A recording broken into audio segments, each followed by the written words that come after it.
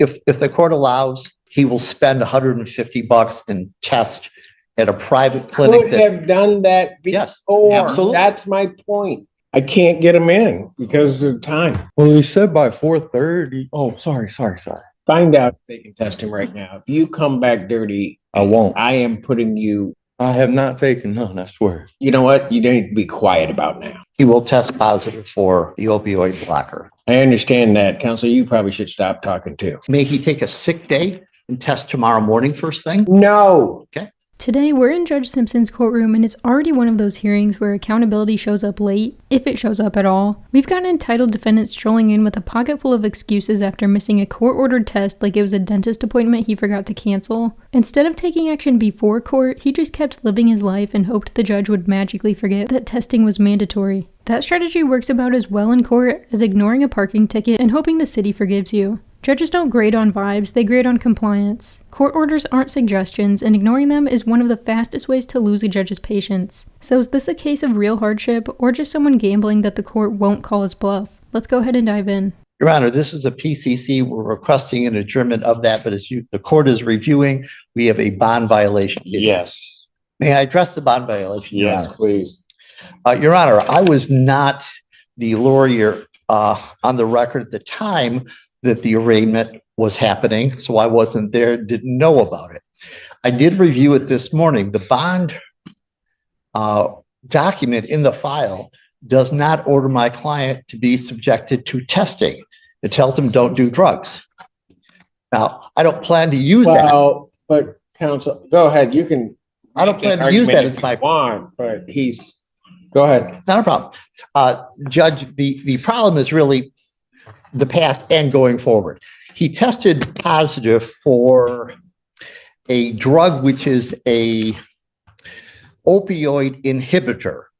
That, of course, is a drug you cannot get and you cannot take if you are taking opioids because the combination of the two is likely to kill you.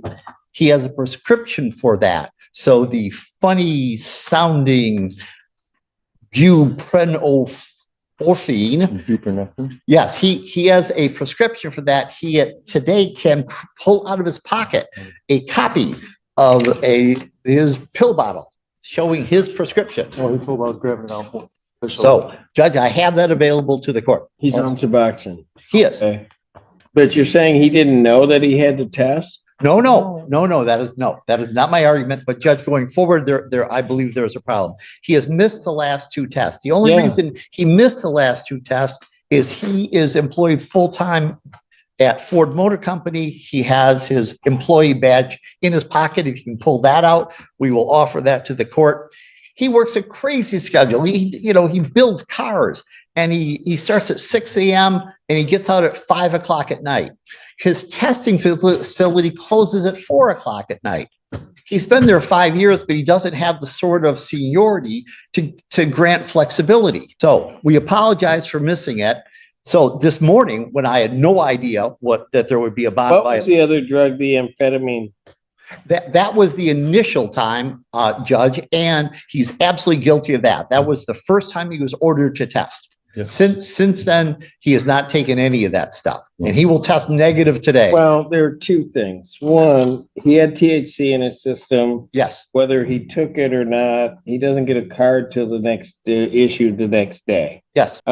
He also has abnormal creatinine, which is a problem because that usually will appear in rare circumstances, but typically when somebody's trying to mask. So Judge, if I may, he absolutely flunked your first test, no question about it. But that was the first test, and since then he has been clean. He missed the two tests. I don't know how you say that.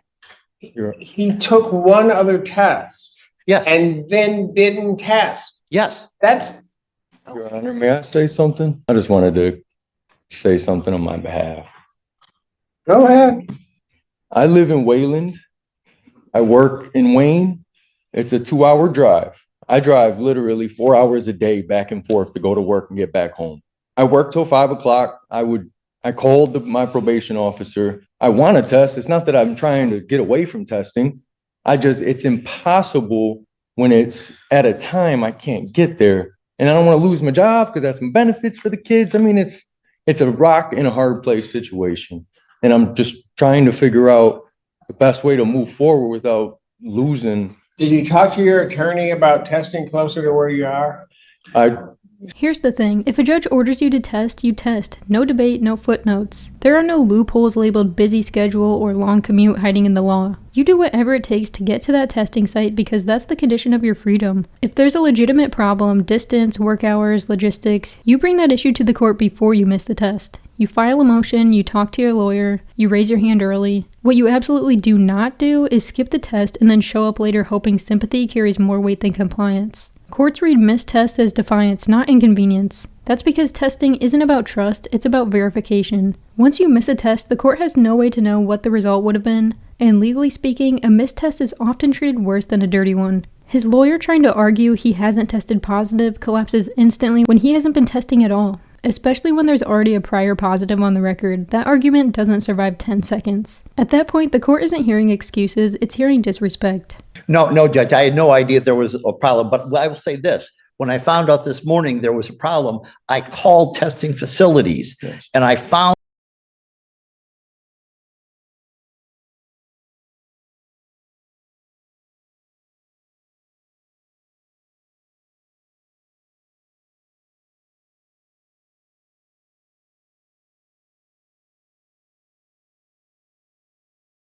get off at 5. I have no issue testing, Your Honor. I really don't. Well, when I look at this, you sit up here telling me you don't have an issue testing. I've got 2 missed tests. Correct. I have an issue I just, because of the time, Your Honor. That's it. I'm hands down. It's just because of the time.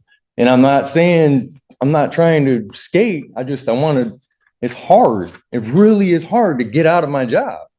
It's an assembly line, so they can, I understand how that I works. want to fix this. I do. Well, and I don't know why somebody's not contacting the court or somebody prior to us getting to this point today. Then when you know you haven't tested. sorry, Judge, I read the email this morning. I had no idea there was a problem. And it would be one thing if all that was showing up in a system is Suboxone, but that's not everything that's showing up in a system from the initial test. I really don't have much for August. I'm sorry, I didn't.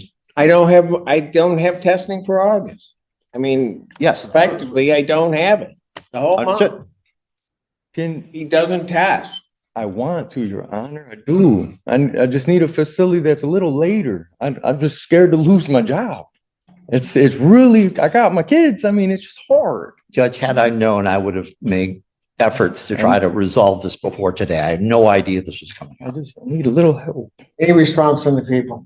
Your Honor, I'm trying to sort it out. My concern stems from the fact that this offense date was July 2nd of 2024, where the defendant was arrested in possession of 56 pills of Adderall, which will show up in his system as amphetamine.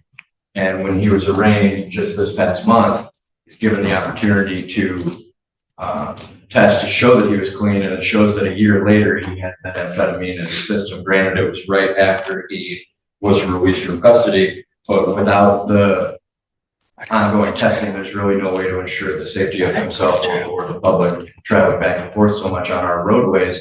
If he's not clean, I have the same concerns that the court does, but can't add anything additional. Anything else? Judge, I wish there was an easy answer. Your Honor.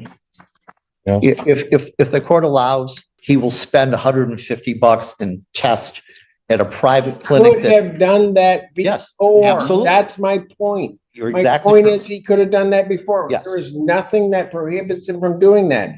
What I have and what the prosecutors added is that the only test I have is that same drug that's showing up a year past is still showing up in his system.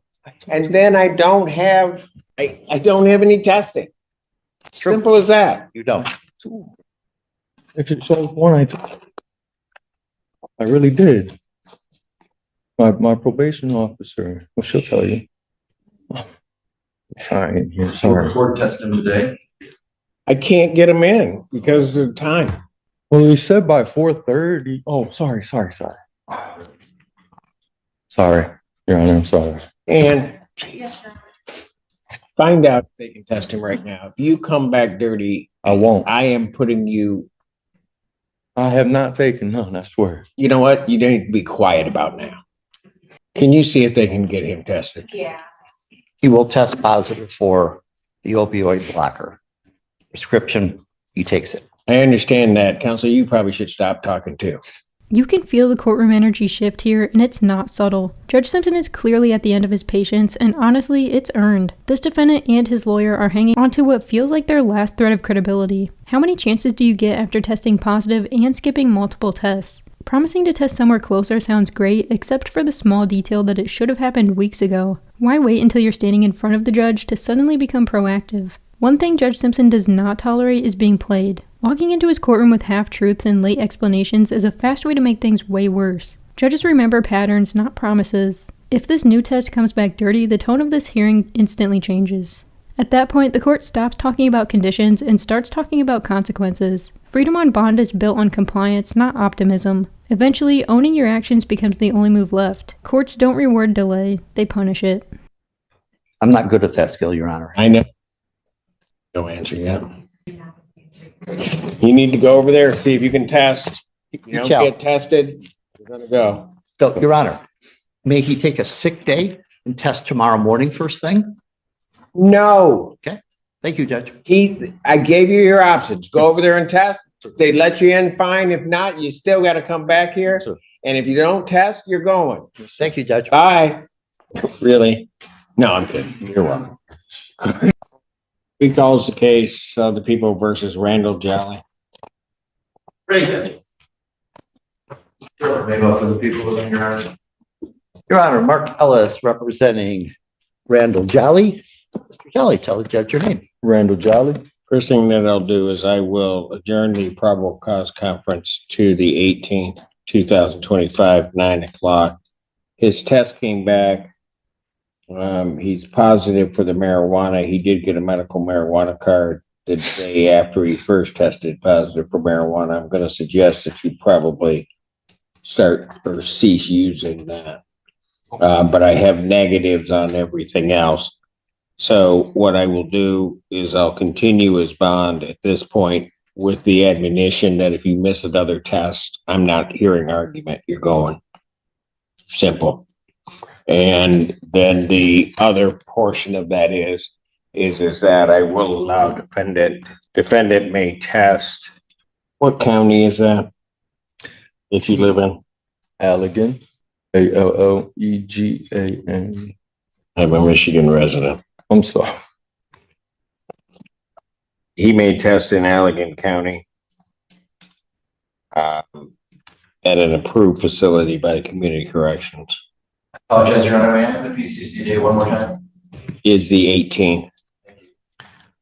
Your Honor, His test results, he must sign a release so that his test results are sent to Community Corrections. Your Honor, if I may, first of all, thank you. I appreciate it. My condolences on this docket of yours today. Judge, in the interim, my client contacted his boss at work. It is possible that he can test at the Ford Motor Company. Evidently, they have those facilities in some way. If that can be arranged, that's good enough. That as long as Community Corrections will approve the testing and the manner of testing, I'm not so concerned. But those results must be released to Community Corrections so that they can be Certainly. reported to the court. So he'll have to execute the necessary releases. I'd be happy to do that. Do we have any idea who I would contact at Community Corrections? I do not. So what I suggest is you call over there, indicate his name. Yep, very good. Thank you, Your Honor. This kid needs to treat every single test from here on out like it's the most important appointment of his life. Getting on Judge Simpson's bad side is not a place you want to live. Miss one more step and we're no longer talking warnings, we're talking time behind bars. Judges are legally allowed to revoke bond for repeated non-compliance, even without a new charge, and people forget that part. He got lucky today, no question about it. If that last test had come back positive, this hearing would have ended very differently. Yes, the THC was covered by a medical card, but even that cushion wears thin when patience runs out. Sometimes the smartest legal move is cutting off everything that could raise an eyebrow. This was a second chance wrapped in a warning label, so what do you guys think? Should missing multiple tests land someone in custody, or did the judge make the right call letting him walk? Let me know down below. Thanks so much for watching. Don't forget to like and subscribe, and I'll catch you in the next one.